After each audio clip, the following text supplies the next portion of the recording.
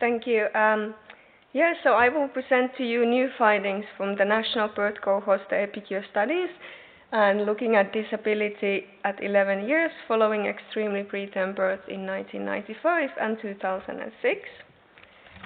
And today I'm going to present results from the first analysis, of the 11-year follow-up data for the children born in 2006. Our primary outcome was to assess any changes in proportion of children with mild or no impairment versus moderate or severe impairment. And the 4 neurodevelopmental outcomes that we explored were IQ, vision, hearing, and gross-motor function. The EPICure studies consist of 2 national birth cohorts. The 1995 cohort included all infants born at 22 to 25 weeks of gestation in the British Isles.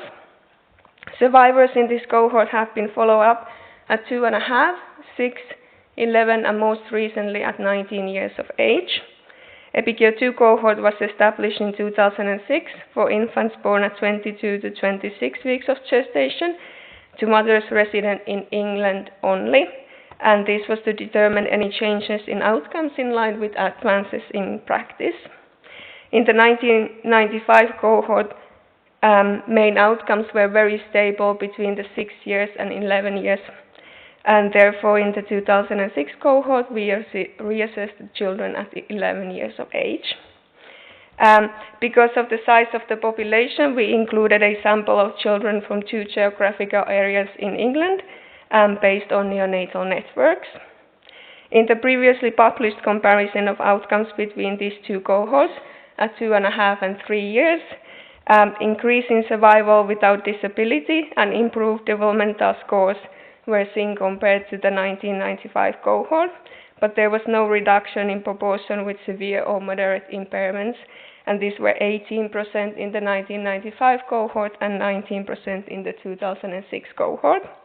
And therefore now at 11 years of age, we're comparing the samples born in England at 22 to 25 weeks of gestation. And as we can see, the participant characteristics are very similar between the cohorts. Gestational age, birth weight, sex, and maternal age were very similar. However, in the 1995 cohort showed higher deprivation. The mean IMD score was 5.3 compared to 4.9 in the 2006 cohort. And this table shows characteristics only for those children who were reassessed at 11 years. However, baseline characteristics were very similar between those who were reassessed and the total cohorts among both groups, and this suggests that these are representative samples of the total cohorts. The 4 domains studied to give the overall neurodevelopmental outcome were IQ, vision, hearing, and gross-motor function. Vision and hearing and gross-motor function was assessed by a clinical researcher in combination with child report of functioning. And we used, for the motor impairments, we used the gross-motor functioning classification scale and the manual abilities classification scale. The IQ test was administered by a psychologist, either using the Kaufman assessment battery for children version 1 for the 1995 cohort and version 2 for the 2006 cohort. And classmate term-born control scores were used as a reference for classifying intellectual impairment. We can start with the intellectual impairment. Between the 2 cohorts, there's a slight increase in those surviving with no impairment, which is the yellow parts of the bars. And relative to those surviving with no impairment, the children in EPICure 2 had a reduced risk of moderate impairment, so relative risk ratio being 0.4. However, this is accompanied by a non-significant increase in risk of severe impairment, and if we then combine these 2,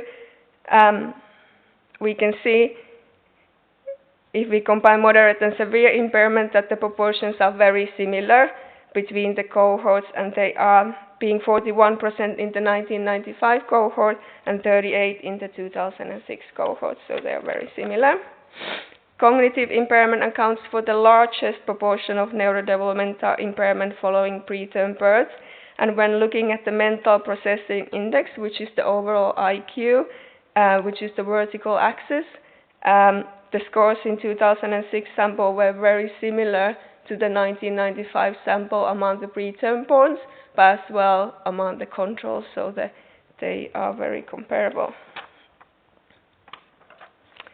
This table shows the categories of neurosensory impairment in the two cohorts, and we can see that there's a slight increase in moderate vision, hearing, and motor impairment, accompanied by a slight reduction in severe motor impairment.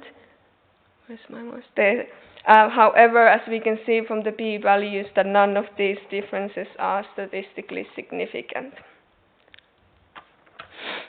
So, when the neurodevelopmental outcomes are combined, so vision, hearing, IQ, and gross-motor function, there is a slight reduction in moderate impairment, but this is accompanied by an increase in severe impairment. So we can see that the gray area, the moderate impairment is slightly reduced, but however, then the severe is increased.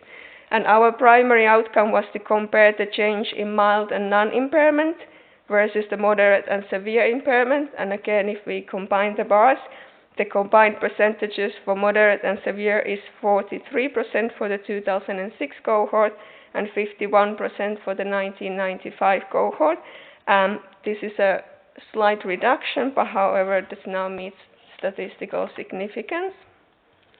In summary, overall, there's been no significant change in neurodevelopmental outcomes in survivors of extremely preterm birth in England in 1995 and 2006. The proportion with serious impairments have remained relatively static.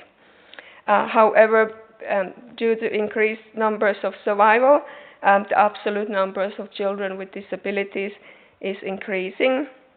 And improved neonatal care needs to be paralleled by improved follow-up and educational support for the preterm children, but also for their families.